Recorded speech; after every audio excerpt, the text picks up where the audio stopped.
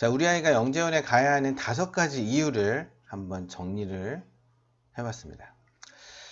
제일 먼저 학교 생활기록부의 기재. 간단히 말씀드리면, 예전에는 영재교육원에 다니면, 수료하면, 과고나 영재학교에 가산점을 줬어요. 그래서 영재원이 엄청 이슈가 됐어요. 그래서 많은 학생들이 영재원에 지원을 했었는데, 그래서 이게 너무 사교육 과열이다 해서 가산점을 폐지했어요. 그러다 보니 영재원에 가야 할 만한 이유가 이제 없어진 거죠, 많이. 그러다 보니 지원하는 학생들이 많지 않다 보니 교육부에서 이제 한 가지 이 제안을 한 거죠. 학교 생활기록부에 기재할 수 있다. 이제 스펙 관리가 된다. 근데 어떻게 기재가 되냐면 생활기록부에 영재교육 이수사실을 기재하라고 되어 있어요. 근데 영재교육원 기관명은 입력이 안 돼요. 어떻게 되냐면 영재교육원에서 5학년 과정 정보 영역을 110시간 이수했다. 뭐 이런 식으로 기재가 됩니다. 이것도 어떻게 보면 그죠? 하나의 스펙으로서 활용할 수 있는 부분인 거죠. 자, 그러면 두 번째는 새로운 내용의 교육을 접하는 기회. 학교에서 받는 수업과는 좀 다릅니다. 그죠? 영재원에 가면 이제 모든 수업, 프로젝트 수업이 지금 진행이 되는데, 기존 학교에서 이런 프로젝트 수업을 하기가 쉽지가 않아요. 왜냐면 한 반에 있는 학생들의 수준이 너무 다르니까 뭔가 프로젝트 수업을 진행하기가 쉽지가 않아요. 좀 더 수준 있는 교육을 진행하기가 쉽지가 않은데, 이제 영재원에는 그나마 좀 학교에서 좀 공부를 한다는 아이들이 와서 교육을 진행하니까 프로젝트 수업이 원활하게 또 진행이 되고 또 수준이 있는 교육들을 좀 받을 수 있죠. 그래서 영재원에 가면 좀 색다른 교육들을 접할 수 있고, 프로젝트 수업이나 그런 것들이 모둠 활동으로 좋은 멤버들과 함께 그런 교육을 받다 보면 아이들의 그 탐구력과 사고력에 많은 도움이 되는 것 같아요. 그래서 영재원에 합격해서 잘 다닌 아이들이 과거나 영재학교 가는데 많이 도움이 되는 것 같아요. 그리고 유능한 인재들과의 인재풀 형성. 첫날 이제 영재원 입학식을 하다 보면 영재원에 합격한 학생들의 학부모님 모임이 생겨요. 그러면 그날은 각자 어떻게 이제 아이들 교육을 진행하고 있는지 정보 공유와 함께 좋은 교육들을 나누면서 이제 좋은 정보들을 공유하게 되는 거죠. 그리고 지원 자격 완화. 이제 특히 서울은, 그리고 이제 교육열이 좀 높은 곳은 학교에서 학교 대표 되는 게 너무 힘들었어요. 이제 학교 대표가 한두 명이에요. 학년별로. 그러다 보니까 이 학교 대표 되는 게 너무 치열해서 이제 영재원에 가는 게 좀 어려웠던 부분들이 있는데, 이제 지원 자격이 완화돼서 저 영재원에 가고 싶어요. 지원하면 대부분 추천을 해줘요. 그래서 이제 학교 대표가 아니라 학교의 추천을 받아서 지필시험과 면접을 통해서 이제 영재원에 합격을 할 수 있는 기회들이 다 주어지는 거죠. 그리고 요즘에는 또 교육이 좀 바뀌고 있어요. 선교육 후선발로 바뀌는 데도 있어요. 그죠? 특히 서울에서는 고려대 영재교육원이 이제 선교육 후선발로 되어 있죠. 선교육이 가능해진 거는 온라인 교육을 하기 때문에 가능한 거예요. 원래 많은 학생들을 교육하면 좋은데, 그죠?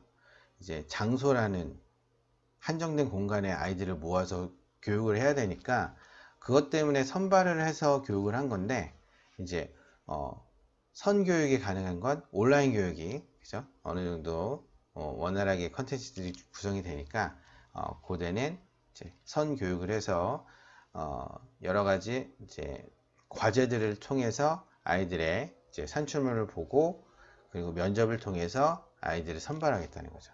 영재성이 있는 아이들을 그렇게 선발을 해서 이제 오프라인 교육을 진행하겠다라는 형태로 가는데 고대 말고도 점점 그런 형태로 바뀔 예정이에요. 온라인 교육을 통해서 진행되는 이제 영재원들이 이제 사이버 영재교육원처럼 그런 것들이 조금씩 늘어날 예정입니다. 그리고 준비과정을 통한 자기발전은 영재원에 가는 학생들은 준비하는 학생들은 이제 영재원에 나오는 기출문제들을 보고 그걸 대비할 수 있는 교재들을 그런 문제들을 풀면서 아이들의 창의성, 사고력, 융합사고력 그런 문제들을 풀면서 평소에 접하지 않은 문제 유형들을 접하게 돼요. 자, 그런 걸 통해서 수학과학의 흥미가 향상되는 경우들도 있고 영재원에 가야 돼서 입시 준비를 한다고 막 괴로워했는데 문제를 접하고 풀면서 더 즐거워하는 학생들이 더 많더라고요. 그죠? 그리고 면접을 통해서 자기 발전이 좀 돼요. 말로만 자기의 능력이 많다, 높다라고 하는 것보다는 실질적인 일화나 남들과 다른 경험들을 통해서 자신의 능력을 표현하는 것들이 되게 중요하다라는 얘기가 있는데 이 면접에서 그런 부분들이 이제 초등학교 때부터 그런 거를 미리 경험하게 되는 거죠. 그죠?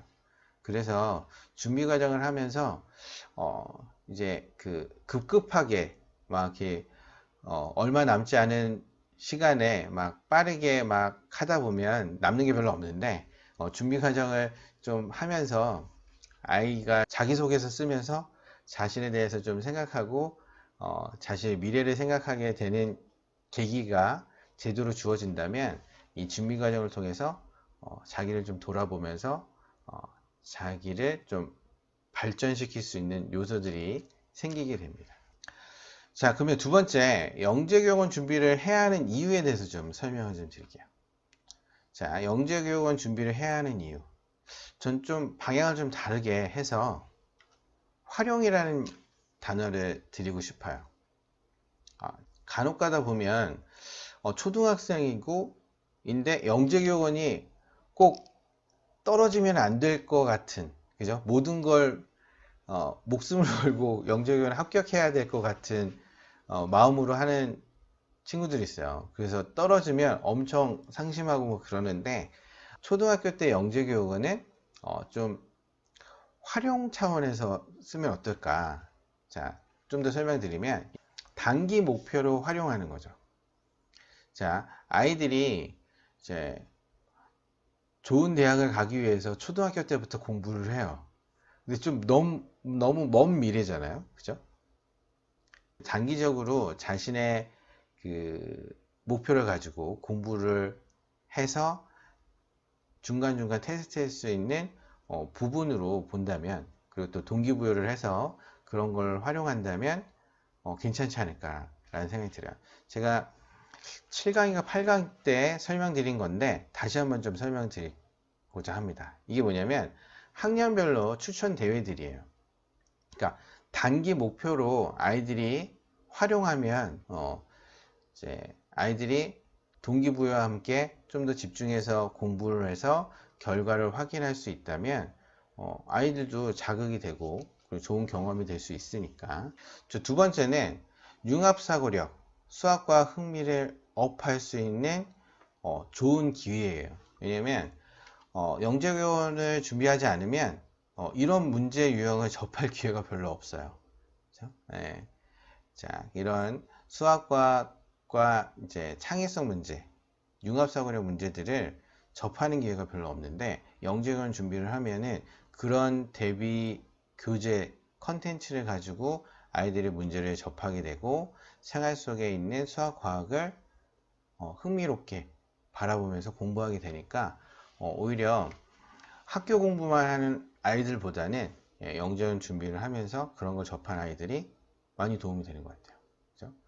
세 번째는 입시 경험치 업이라고 썼습니다. 자, 이게 뭐냐면 초등학교 때 영재교육원을 준비하면 진짜 대입 그리고 회사를 준비할 때 해야 될 것들을 미리 연습해 볼 수 있는 거죠. 그죠? 예.